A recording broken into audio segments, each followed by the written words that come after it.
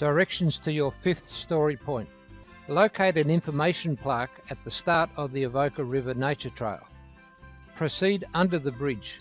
Can you imagine how it was built before concrete was used? Follow the Avoca River Nature Trail and look for park seating.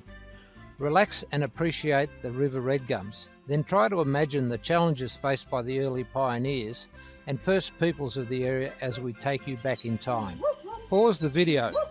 When seated, play when you are ready to learn about the pioneers. Apart from gold mining, red gum timber along the Avoca River flourished with many mills. They supplied mine timber, railway sleepers, firewood and charcoal. The main bridge over the river has been replaced twice since it was first constructed in 1859.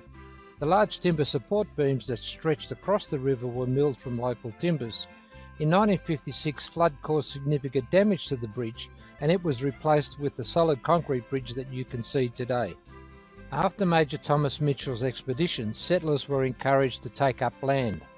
Europeans flocked to the region to establish large sheep runs. From 1853, gold rush ushered a massive prospectus that swelled the region. As gold became harder to extract, farming along with timber returned to the fore. Early attempts at orchards and vineyards were not that effective. Modern-day vineyards became established from the 1970s. The inevitable clash between the first peoples and European settlers was marked by resistance to the invasion, often by driving off sheep, which then resulted in conflict and sometimes massacres of Aboriginal people. While some Aboriginals coexisted and were employed by pastoralists, a gruesome massacre took place in 1840 at Middle Creek. A cook was found hanging from a meat hook at Glengower Station.